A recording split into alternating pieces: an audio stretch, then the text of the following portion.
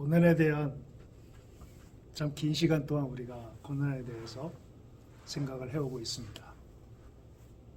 오늘은 마지막으로 내가 고난을 당하고 누군가 고난을 당하고 할 때에 고난받는 사람들을 우리가 어떻게 생각해야 되는가에 대한 얘기로 고난에 대한 얘기를 오늘 맺기로 하겠습니다.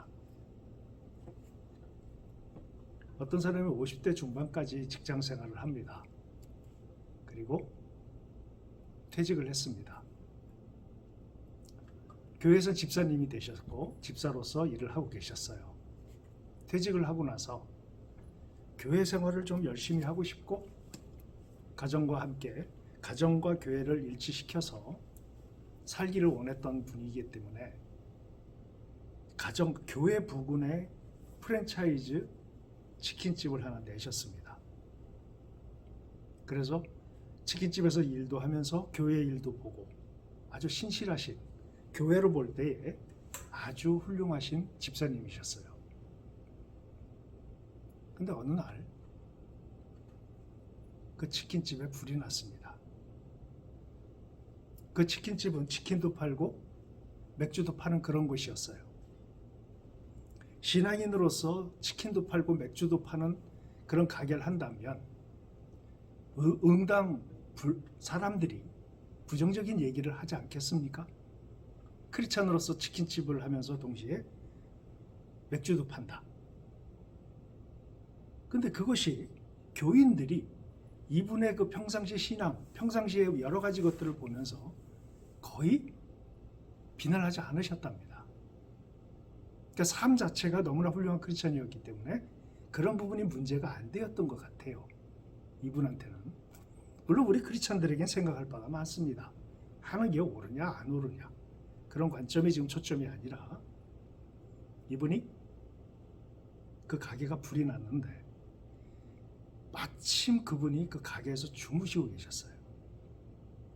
그래서 화재로 돌아가셨습니다. 보험도 들어놓으셨다고 해요. 근데 이 아내 되시는 분이 그런 그 보험을 받는다든가 이런 행정적인 어떤 부분들에 대해서 지식이 없으시고 그리고 굉장히 순종적이고 전업주부로서 일만 하시는 그런 분이셨대요. 그래서 교회에서 나섰습니다. 거기 보험이나 이런 부분에 그 해박하신 전도사님이 보험 처리를 어떻게 해야 되고 보험금은 어떻게 보상을 받아야 되고 뭐 이런 여러 가지 행정 절차를 돌봐주셨던 것 같아요. 그리고 그 모든 과정이 다 마무리가 됐습니다. 아빠도 잃고 아빠를 잃고 남편을 잃은 이분의 그 슬픔, 우리는 그걸 이렇게 얘기하죠. 고난이라고. 고난을 당했다고 우리는 얘기합니다. 이분은 그런 일을 당했음에도 불구하고 이런 식으로 얘기를 하셨다고 해요. 훌륭한 남편을 20몇 년 동안 함께 살게 해주신 하나님께 감사합니다. 그리고 그 사랑하는 남편과 함께 이 아름다운 보석 같은 자녀 둘을 갖게 됨을 참으로 하나님께 오히려 이 두 자녀가 있음을 감사드립니다. 욥과 같이 하나님을 원망하지 않은 그런 고백을 하셨어요. 고난을 당했음에도 불구하고 하나님이 그의 신앙과 마인드 가운데 적대적인 존재가 되지 않고 오히려 이렇게 감사 쪽으로 방향을 틀을 수 있는 그런 신앙을 소유하신 분이었습니다. 결코 쉬운 일이 아니라고 저는 생각을 합니다. 근데 그 교회 권사님 한 분이 오셔서 이렇게 얘기를 하시더랍니다. 전도사님이 보상을 다 받게 하셨잖아. 보상금의 11조를 일단 보상금에도 11조를 내야 되지 않겠어? 라고 얘기를 하셨대요. 그리고 전도사님이 이렇게 다 행정적인 거 다 해서 그런 거 다 하게 하셨잖아. 그러니까 조금 이렇게 수고비도 좀 드려야 되지 않겠어? 라고 얘기를 하셨답니다. 그러면 이 사모님은, 이 아내 되시는 분은 그렇게 해야죠 라고 했지만, 뭔가 마음속에 돈이 아까워서가 아니고 신앙적 관점에서 볼 때 뭔가 이렇게 자유롭지가 않은 겁니다. 권사님이면 신앙생활을 상당히 많이 하신 분이죠. 11조를 보상금 받은 거에 11조를 내라고, 그리고 전도사님이 그렇게 하셨으니까 그렇게 수고비를 드려야 한다고 얘기했을 때, 이분은 일단 전도사님에게 수고비를 얼마나 책정해야 되는지조차 몰랐고, 보상금을 11조를 내야 되는데 내는 어떤 그 관점도 기준을 잡기가 힘드셨던 것 같아요.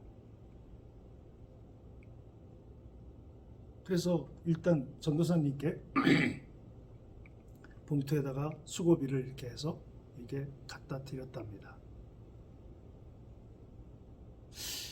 이 강의를 듣는 여러분이 지금 전도사님이라면 여러분 그 수고비를 받으셨겠습니까? 수고비를 내라고 하는 게 정당한 걸까요? 이게 정당하냐 아니냐, 이것이 맞느냐 틀리느냐의 관점이 아니고요, 고난받는 사람의 대부분의 사람들은 고난받는 사람을, 그 교회에 있는 그 권사님이나 전도사님은 그 고난을 받은 그분의 삶에 결코 참여자는 되지 못했습니다. 그저 관찰자예요. 그 고난을 받은 그분이 당신에게는 목적적 존재가 아니었어요.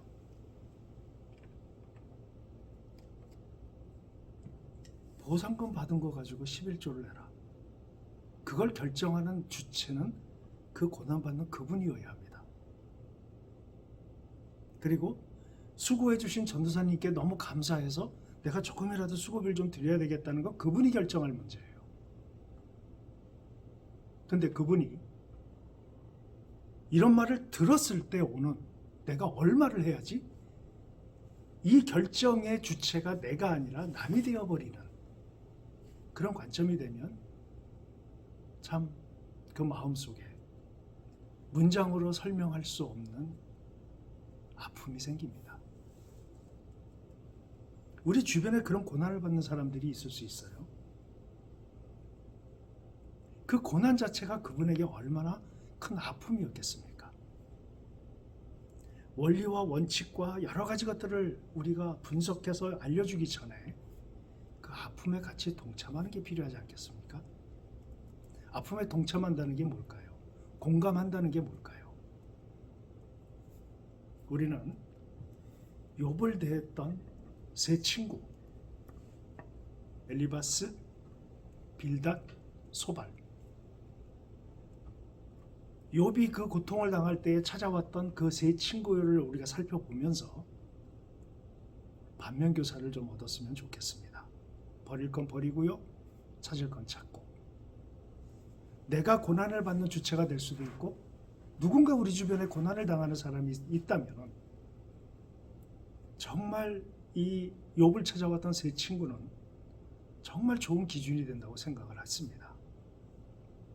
우리가 한번 이 세 친구에 대해서 살펴볼 텐데, 우선적으로 여러분이 잘 아시다시피 이 욥을 찾아왔던 세 친구에 대한 여러분의 인식이 어떠십니까? 대부분의 사람들이 긍정적인 쪽보다는 부정적으로 해석하는 경우들이 많이 있었습니다. 근데 한번 살펴보도록 하겠습니다. 우선 욥기 1장을 먼저 펴볼까요? 욥기 1장입니다.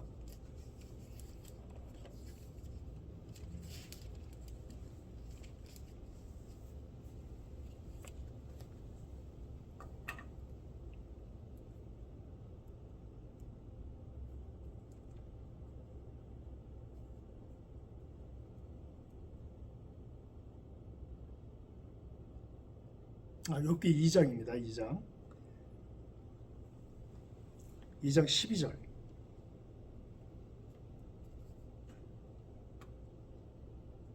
제가 읽을 테니까 들으시고 마음으로 한번 묵상해 보시기 바랍니다. 욥기 2장 12절입니다.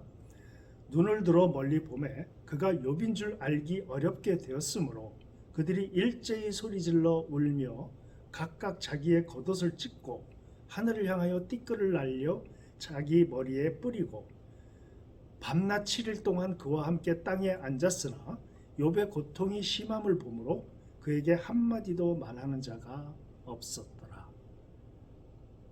한번 생각을 해봅시다. 자, 욥이 고통스러워합니다. 세 친구가 와서 욥을 지켜봅니다. 욥의 외모가 자기가 알던 욥의 외모가 아니에요. 완전히 몸이 망가졌습니다. 그리고 그 욥을 보는 순간 울고 자기 옷을 찢고 고통을 함께 합니다. 그리고 제가 이 눈여겨봤던 구절이 13절인데요. 밤낮 7일 동안 그와 함께 땅에 앉았으나 욥의 고통이 심함을 보므로 그에게 한마디도 말하는 자가 없었더라. 이건 제가 그대로 경험을 했습니다. 제가 몸에 고통이 한 3주 정도 있었던 걸로 기억이 납니다. 그때는 극심한 고통이었어요. 그때 손님들이 찾아 병원에 온 후배와 선배가 있었습니다. 제가 굉장히 힘들었어요. 물론 외모도 바뀌었고요. 아픈 내가 하고 이 신음을 하고 있는데 옆에 사람이 있다는 거. 여러분 그건 못 견딥니다. 그래서 제가 이렇게 부탁을 했어요. 가달라고.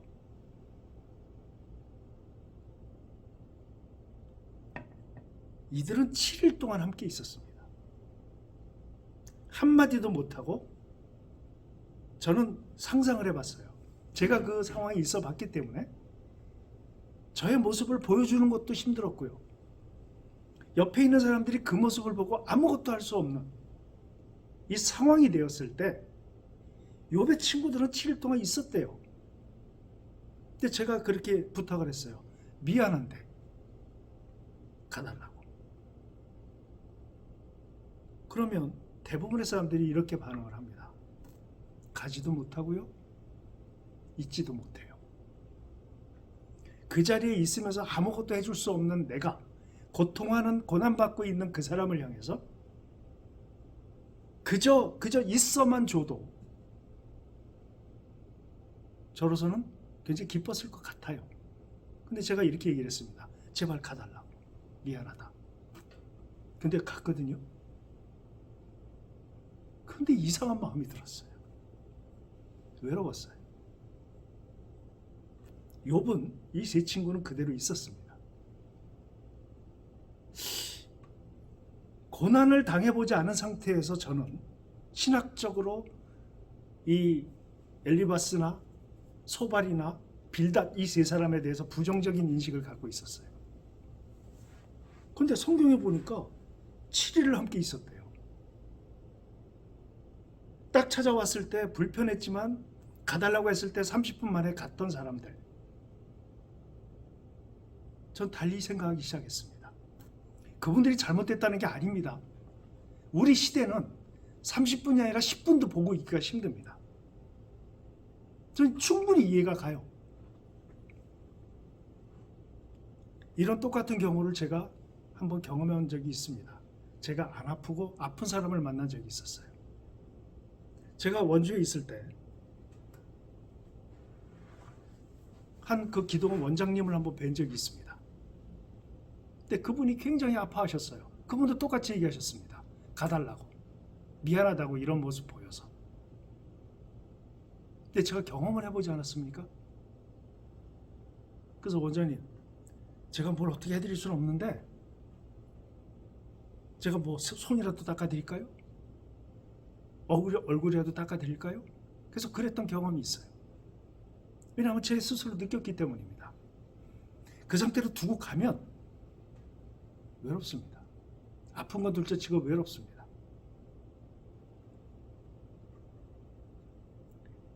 욥의 세 친구가 욥을 상대해서 어떠한 친구로서 있었는가, 내지는 욥을 상대해서 어떤 종교적 교리적인 토론자로서 있었는가, 이런 관점으로 구분해서 봤을 때 욥의 세 친구는 친구였습니다. 우리가 고난을 당하는 사람을 만났을 때, 여러분 인생 가운데 만났을 때, 여러분은 전제를 할 때, 여러분은 그 사람이 어떻게 살아야 되고 이 고난을 어떤 기준으로 설정을 해야 되고 그걸 가르치기보다는 먼저 친구가 되어 주십시오. 아픈 사람을 관찰하는 것이 아니라 그와 함께 참여하는 겁니다. 그 고통을 알 수는 없죠. 내가 그 고통을 가져올 수도 없고요. 그러나 참여해 주는 것이 필요합니다. 앞서서 남편을 화재로 잃었던 이 집사님, 삶 자체가 절대적인 기둥 하나가 없어진 거 아닙니까? 그러면 이 집사님이 기둥이 되셔야 하고 앞으로 가정을 이끌어 가야 하며 신앙자로서의 또 신앙인으로서의 삶을 살아가야 돼요. 그럼 그분에게 무엇이 필요한가가 먼저 보여져야 되는데, 보상금 받은 거 11조 내라, 수고한 사람에게 감사비 내라, 이런 시각을 갖는 것보다는 먼저 큰 틀에서 그분 자체로 도와주는 것이 필요하지 않겠습니까? 그래서 첫 번째 우리가 함께 공감을 좀 해야 되는 부분은 관찰자가 되지 말고 참여자가 되는 겁니다. 동일한 고통과 동일한 아픔을 느낄 수는 없지만 함께 그 고통에 참여해주는 존재가 되어야 되지 않겠는가 하는 생각입니다. 신앙생활을 오래 하신 분들이 또 쉽게 오류에 빠지기 쉬운 게 뭐가 있느냐면, 욥의 세 친구처럼 친구로서의 역할도 하지만 여기서 욥의 반응을 보고 교리적 측면에서 뭔가 얘기할 것들을 자꾸 원칙론적인 부분을 가르치려 들거나 또 이렇게 오류된 것을 자꾸 바로 잡아주려고 하는 그런 관점들이 있어요. 근데 고난을 당한 사람의 입장에서는 그런 것이 필요한 것이 아닙니다. 우선적으로 이 욥의 세 친구는 제가 모두에도 말씀드렸던 것처럼 친구였습니다. 친구라는 뜻은 관찰자가 아니라 참여자가 되어 주었다는 것이에요. 제가 욥기를 읽을 때 욥이 할 말을 다 합니다. 욥이 자신이 생각하는 것들을 마구 쏟아냅니다. 하나님 앞에. 또 한 군데 찾아볼게요. 욥기 7장 11절입니다. 욥기 7장 11절입니다.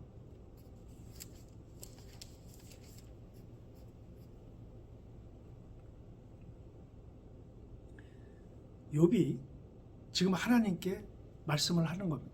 하나님께 얘기를 하는 것이에요. 제가 읽겠습니다. 그런즉 내가 내 입을 금하지 아니하고 내 영혼의 아픔 때문에 말하며 내 마음의 괴로움 때문에 불평하리이다. 내가 바다 아니이까, 바다 괴물이니이까, 주께서 어찌하여 나를 지키시나이까.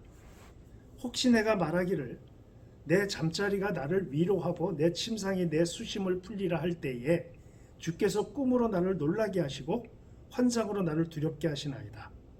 이러므로 내 마음이 뼈를 깎는 고통을 겪느니 차라리 숨이 막히는 것과 죽는 것을 택하리이다. 내가 생명을 싫어하고 영원히 살기를 원하지 아니하오니 나를 놓으소서. 내 날은 헛것이니이다. 사람이 무엇이기에 주께서 그를 크게 만드사 그에게 마음을 두시고 아침마다 권징하시며 순간마다 단련하시나이까. 주께서 내게서 눈을 돌이키지 아니하시며 내가 침을 삼킬 동안도 나를 놓지 아니하시기를 어느 때까지 하시리이까. 사람을 감찰하시는 이여 내가 범죄하였던들 주께 무슨 해가 되오리이까. 어찌하여 나를 당신의 관역으로 삼으셔서 내게 무거운 짐이 되게 하셨나이까. 불손하기 짝이 없지요. 지금 하나님께 욥이 지금 얘기를 하는 겁니다. 자식을 낳았는데요. 그 자식이 얘기를 해요. 왜 나 낳으셨어요? 나 차라리 죽어버릴래요. 이렇게 얘기를 하는 겁니다.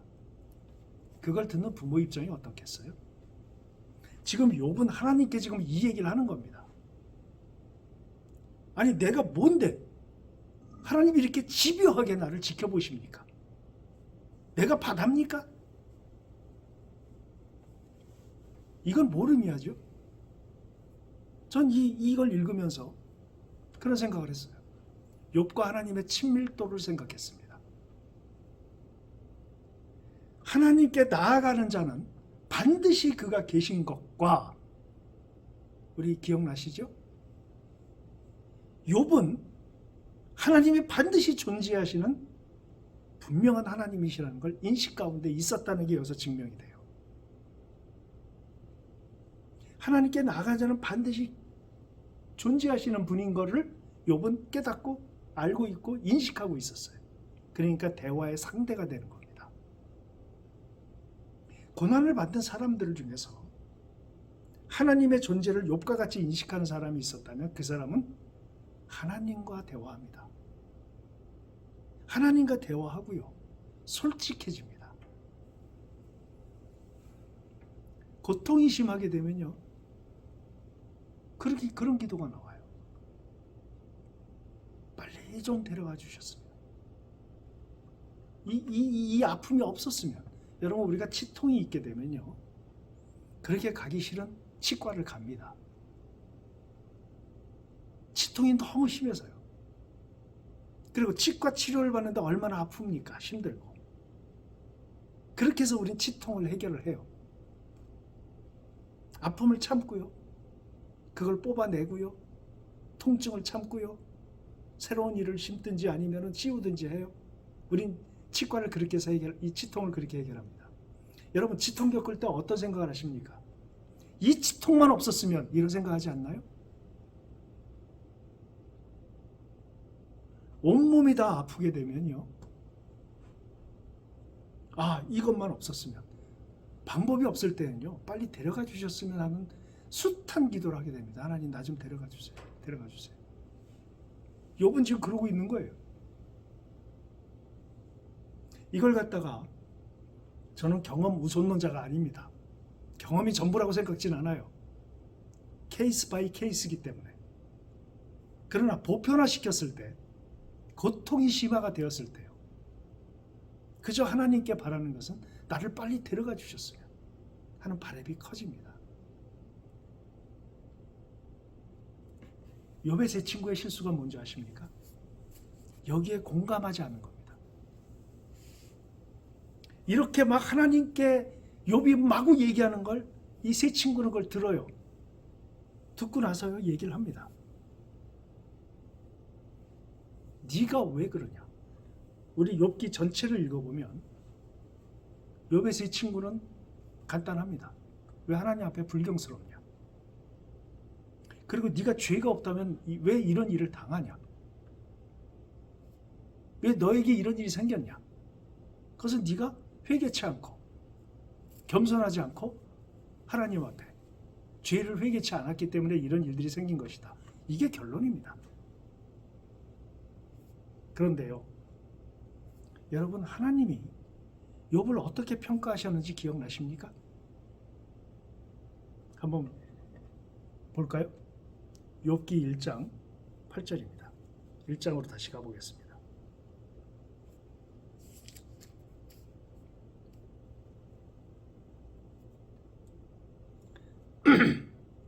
여호와께서 사탄에게 이르시되 내가 내 종 욥을 주의하여 보았느냐? 그와 같이 온전하고 정직하여 하나님을 경외하며 악에서 떠난 자는 세상에 없느니라. 욥에 대한 평가예요. 하나님이 뭐라고 평가하시냐면 그와 같이 온전하고 정직하여 하나님을 경외하며 악에서 떠난 자는 세상에 없느니라. 욥을 하나님이 평가하시는데 뭐라고 평가하시냐면 온전한 자래요. 그리고 정직하대요. 여러분, 온전이 뭔지 아시죠? 온전은 완전이 아닙니다. 온전은 퍼펙트가 아니에요. 온전은 지향성을 얘기합니다. 그 방향성을 얘기하는 것이에요. 하나님의 완전하심을 나의 목표로 삼고 꾸준하게 그 지향성을 바꾸지 않으며 꾸준히 그 길을 걷는 사람, 그걸 온전한 자라고 합니다. 정직은 여러분이 잘 아실 것이에요. 정직한 사람은 어떤 언어나 행동이나 무엇을 시작할 때에 팩트에서 시작합니다. 사실로부터 시작해요. 실제부터 시작합니다. 하나님이 평가하시는 욥은 항상 하나님의 완전하심을 지향하는, 그쪽 방향성으로 가는 그 일관성의 온전함을 유지하는 사람이며, 항상 그 하나님 앞에 행할 때, 하나님 앞에 무엇을 결정하거나 인생을 살면서 무엇을 결정하거나 행하기 시작할 때 항상 팩트에서 시작한다는 것. 내가 약하면 약한 대로, 내가 교만하면 교만한 대로, 거기서부터 출발하게 되면 온전함의 지향성을 갖는다면 그것이 고쳐지지 않겠습니까? 다시 말하면 하나님은 욥을 어떻게 보셨냐면 항상 팩트에서 시작하는 존재, 그리고 나의 완전함을 지향해서 계속 따라오는 존재, 지상에 이런 존재가 없다라고 지금 하나님이 평가를 하시는 겁니다. 이러한 사람도 고난을 당해요. 그랬을 때 욥은 욥기를 읽어보면서 지침이 그 방향성을 볼 때에 욥은 팩트에서 시작을 했습니다. 우리 7장에서 읽었어요. 하나님 앞에 마구 해댑니다. 불경스러울 정도로. 아니, 내가 내 한 몸 이렇게 된들 하나님에게 무슨 영향이 미치겠습니까? 내가 죄를 짓는들 하나님께 무슨 피해가 됩니까? 내가 바다입니까? 내가 괴물입니까? 사람이 무엇인데? 내가 뭔데? 아침마다 나를 지켜보시고 분초마다 연단하시고 왜 이러십니까 도대체? 차라리 나를 죽이십시오. 지금 이 얘기를 하는 거거든요. 팩트에서 시작을 하는 거예요. 솔직한 감정에서 하나님 앞에. 하나님은 이러한 자인 걸 아셨습니다. 그래서 뭐라고 표현하셨어요? 그와 같이 온전하고 정직하여 나를 떠나지 않는 자, 하나님을 끝까지 찾아가는 자, 그런 자가 없다. 지금 이러한 자가 없다라고 욥을 평가하셨어요. 온전하고 정직한 사람은 하나님을 떠날 수가 없습니다. 팩트에서 시작하죠. 하나님이 존재하시는, 하나님께 나아가는 자는 반드시 그가 계시다고 하는 그 존재를 인정하는 그 신앙을 갖고 있었단 얘기예요. 근데 여기다 대고 교리적으로 뭔가 알려주고 교육시켜야 한다는 차원으로 얘기한 이 욥의 세 친구의 평가는 일반화의 오류입니다.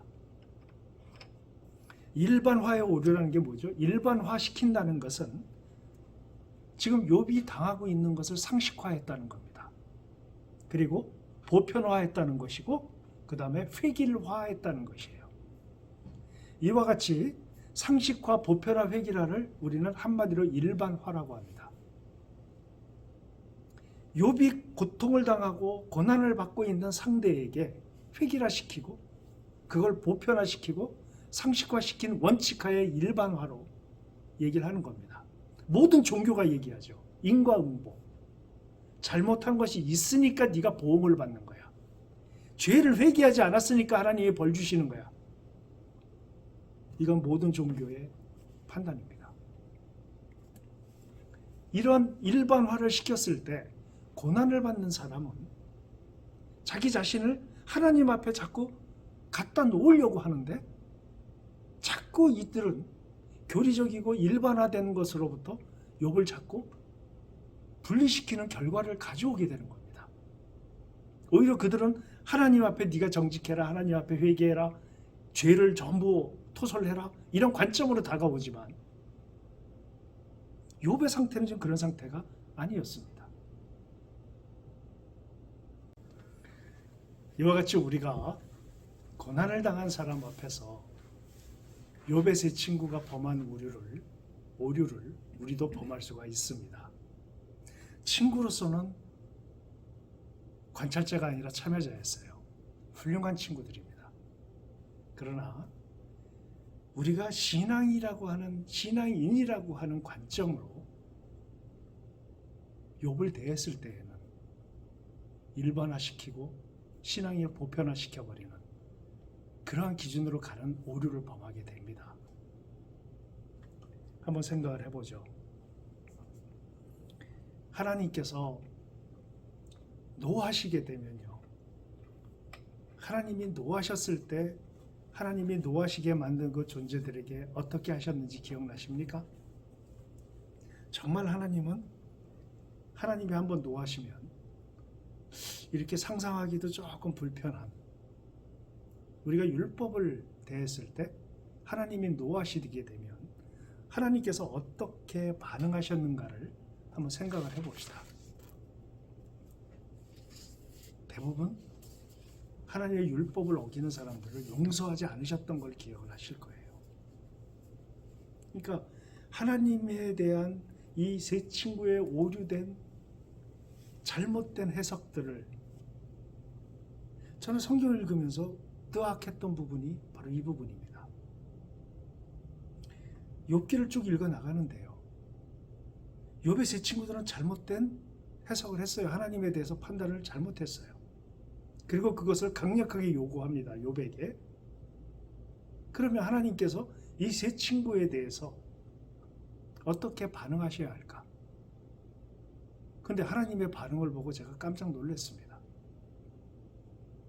그렇게 큰 벌이 내려지지 않아요. 한번 우리가 살펴볼까요? 욥기 42장입니다. 욥기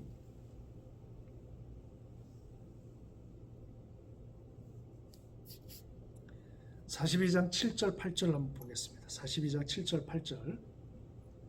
여호와께서 욥에게 이 말씀을 하신 후에 여호와께서 대만 사람 엘리바스에게 이르시되 내가 너와 내 두 친구에게 노하나니. 하나님이 노하신대요. 이는 너희가 나를 가리켜 말한 것이 내 종 욥의 말같이 옳지 못함이니라. 너희들이 나에 대해서 말한 것이 욥이 말한 것 같이 너희는 옳지 못하다. 그러니까 너희 말은 틀렸다는 거예요. 너희들은 나를 틀리게 얘기했다는 겁니다. 그러면 하나님 노하셨으니까 이 욥의 세 친구를 어떻게 하셔야 할까요? 8절 볼까요? 그런즉 너희는 숫소 7과 순양 7을 가지고 내 종 욥에게 가서 너희를 위하여 번제를 드리라. 내 종 욥이 너희를 위하여 기도할 것인즉 내가 그를 기쁘게 받으리니 너희가 우매한 만큼 너희에게 갚지 아니하리라. 이는 너희가 나를 가리켜 말한 것이 내 종 욥의 말같이 옳지 못함이니라. 저는 이 부분이 의아했습니다. 하나님에 대해서 이렇게 오류된 해석을 내놓는 사람들, 고난받는 사람 앞에서 이래야 옳고 저래야 옳고 너의 병의 원인은 무엇이고 너의 고난의 원인이 무엇인가 함부로 얘기하는 그러한 부분들에 대해서 대부분의 사람들이 일반화시키고 합리화시키고 상식화되고, 다시 말하면 일반화된다는 얘기죠. 여러분이 아시는 기독교라고 하는 종교가 우리 믿는 사람들, 하나님의 백성으로서 사는 사람들은 종교가 아니지요. 그것은 일종의 삶입니다. 종교일 수 없죠. 왜 종교일 수 없을까요?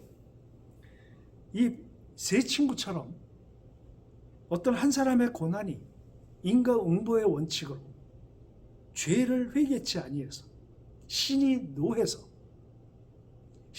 이유는 네가 뭔가를 잘못해서 너에게 이런 고난이 왔어라고 하는 건 만종교의 결론입니다. 근데 기독교만이 다르죠. 왜 다를까요? 제가 앞서서도 누누이 말씀드렸던 것처럼 신이 분리적 존재로 어딘가 계세요. 그리고 우린 여기 있습니다. 무한한 하나님의 존재가 신이 있고 나는 여기에 있는 유한한 존재입니다. 그래서 유한한 존재가 이 신에게 부족한 면을 간구하면 신은 응답을 해주는 이러한 관점으로 기독교인들이 우리 믿는 하나님을 이러한 관점으로 각자의 스테이터스를 이렇게 가져갑니다. 틀렸다고 말씀드렸어요. 무한하신 하나님이 유한한 존재가 되셨습니다. 뭘 의미하죠? 유한한 존재를 공유하시겠다는 것이에요. 그분이 예수님이 오셨어요. 다시 말씀드릴까요? 신이 여기 있으며 유한한 존재가 여기 있다는 것은 분리적 개념입니다. 우리가 믿는 하나님은 분리적 개념이 아니에요. 일체 개념이에요. 그래서 예수님이 공생의 기간 동안에 계속 말씀을 하십니다. 너희가 내 안에 거하고 내 말이 너희 안에 거하면 이게 무슨 뜻입니까? 이거는 두 개의 또 다른 개체가 붙는 것을 의미하는 것이 아니에요. 믹스기에 갈아서 하나의 원리가 하나의 물체가 하나의 원리가 되는 것처럼 하나님과 우리가 하나 되는 겁니다. 타 종교 모든 종교와 다른 점이 바로 이 부분이죠. 하나님과 우리는 분리적 개념이 아니라고. 예수 그리스도를 영접한다는 것은 왕이신 예수 그리스도를 영접하는 것이고 하나님을 영접하는 것이고 성령님을 영접하는 것이고 우리는 성부 하나님까지 영접하는 것이라고 우리는 알고 있어요. 그럼에도 불구하고 분리적 개념을 생각합니다. 왜요? 누천년 동안 부처에게 배워왔거든요. 그렇게. 그 개념이 아닙니다. 그러니까 무슨 얘기를 합니까? 네가 신을 놓아게 해서 너에게 그 고난이 왔어. 분리적 개념이죠. 근데 이미 욥도 우리도 하나님과 일체적 개념을 가진 존재라고 하는 것. 우리에 대해서 여러 가지 면에서 해석을 해서 하셨죠. 우리를 뭐라고 얘기하셨습니까? 백성이라고 하셨고 아들이라고 평하셨고 자녀라고 하셨고 내 신부라고 하셨고 생각나시죠? 우리를 하나님이 이렇게 대해 주십니다. 신랑과 신부가 어떤 존재입니까? 성경은 뭐라고 그래요? 부모를 떠나 한 몸을 이룬다는 개념을 부부라는 개념을 갖죠. 한 몸인 것입니다. 세 친구가 얘기하는 것은 그런 일반화되어 있는 보편화되어 있는 상식적인 종교적 개념의 해석을 했을 뿐이고 욥은 하나님을 알았어요. 그래서 달리 틀렸다고 하나님이 하시는 거죠. 욥의 말같이 옳지 않다 너희는. 이런 관점을 갖는데 왜 이들에게 주어지는 벌이 왜 이렇게 가벼울까요? 이건 벌도 아니었죠. 욥이 너희 대신 번제를 드리면 너희를 위해서 기도하면 내가 그걸 받아주겠다. 이건 벌도 아니죠. 저는 이 세 친구가 벌을 아주 심하게 받을 줄 알았어요. 근데 벌을 안 받습니다. 왜 그럴까요? 이렇게 오류되고 잘못되고 하나님에 대해서 완전히 잘못 해석한 이 사람들에게 하나님이 왜 이들을 이렇게 편안하게 하셨을까요? 제가 고난을 당해보면서 여러 사람들을 만났겠죠. 그 중에서 분리를 완전히 선언하고 대부분 많은 사람들이 떠났습니다. 근데 떠나도 아무 소리 없이 떠나요. 떠나는 사람들이 있고요.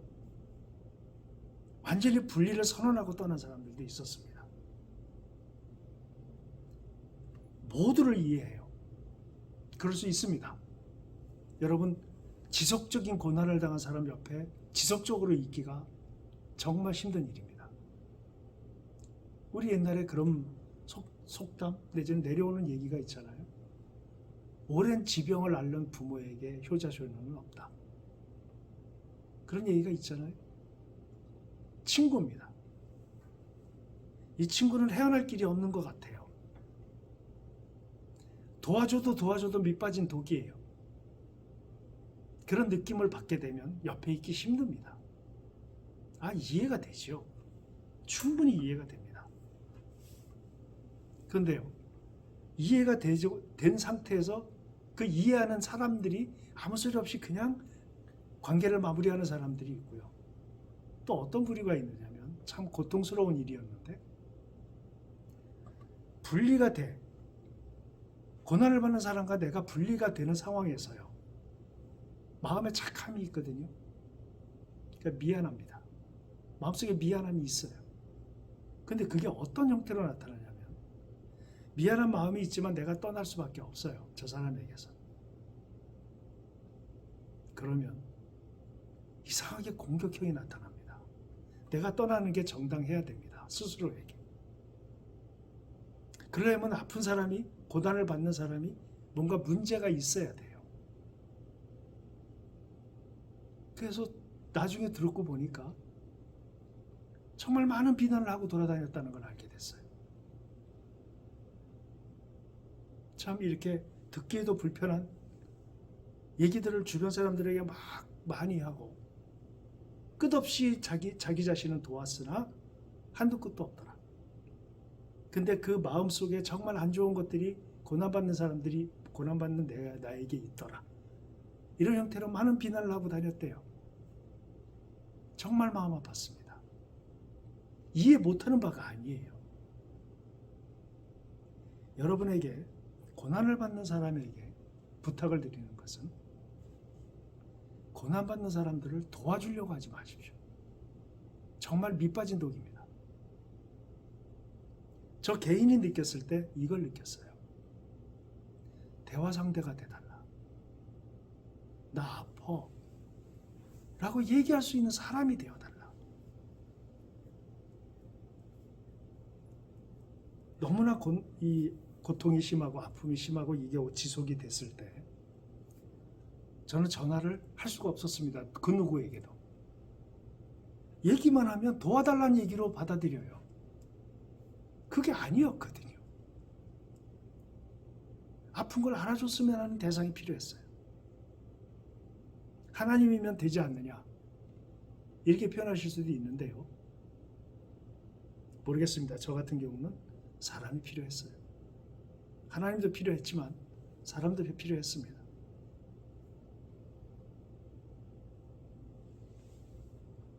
내 떠남이 옳은 것이려면, 자신이 정당한 것이려면 상대가 정당하지 않아야 된다는, 인간이 갖는 가장 보편적이고 가장 근본적인 그 심리, 여러분이 혹시 고난받는 사람에게 그러한 심리를 갖고 있지 않나를 스스로 생각해 볼 필요가 있습니다.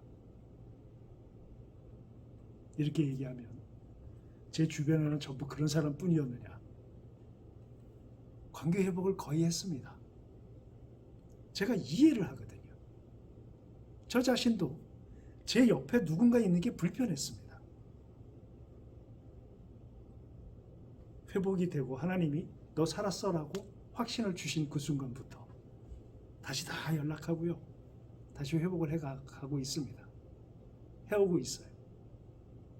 그러나 그 순간 고난을 받을 그때에 하나님이 살려놓으신 그 상태가 되었을 때에 하나님께서 욥의 세 친구와 욥을 화해시키십니다. 욥이 기도하게 하세요. 세 친구를 위해서 욥이 기도하게 하세요. 전 여기서 하나님이심을 봅니다. 하나님이 어떻게 문제 해결을 하시는가를 봅니다. 욥의 세 친구에게 요구하셔야죠. 너희들 와서 번제드려. 니들이. 아니에요. 그렇게 안 하셨어요. 욥이 기도하면 용서하시겠다는 거예요. 완벽한 마무리입니다. 욥은 세 친구를 위해서 기도하겠죠. 그래서 용서를 받겠죠. 세 친구가. 그리고 욥의 세 친구는 자기가 하나님에게 직접 들었어요. 내가 잘못했다는 걸. 욥과 아름다운 관계가 되지 않았겠습니까? 이게 고난받는 사람과 고난받는 사람 옆에 있는 사람들이 어떻게 모양을 가져가야 대한 아주 중요한 샘플이라고 생각이 들었습니다. 결론적으로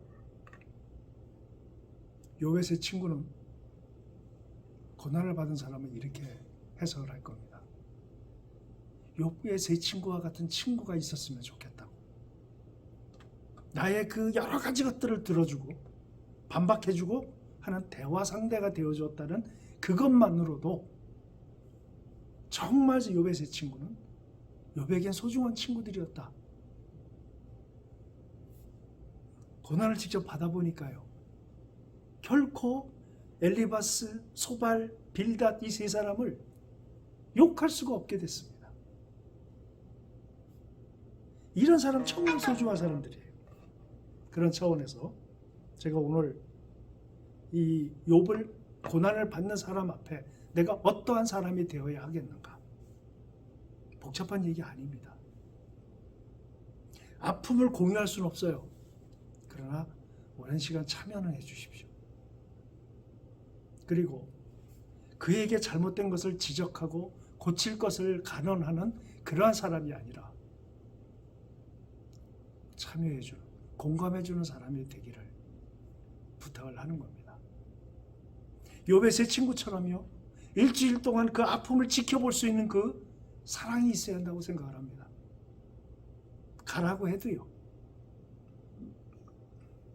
그리고 욥과 함께 마무리, 고난받는 사람과 아름다운 관계로 계속해서 유지하는 그 온전함, 그걸 갖다 일관성이라고 할 수 있겠죠.